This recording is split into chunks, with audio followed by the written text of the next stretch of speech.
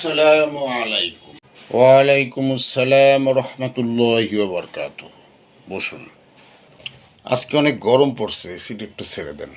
করিম সাহেব, মামলা করার আগে ভাবুন। মামলায় সুবিধা যেমন আছে, অসুবিধাও আছে। আমি জানি স্যার, কিন্তু করার কিছু নেই। আইনের কাছে আসতে হবে স্যার, আইনই শেষ আশ্রয়স্থল।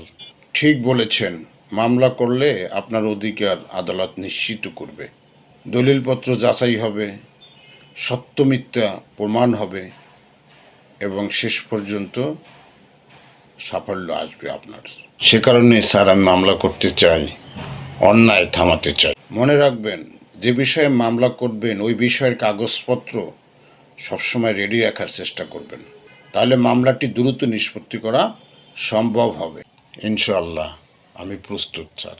ঠিক আছে স্যার, আমি সকল কাগজপত্র নিয়ে আসি।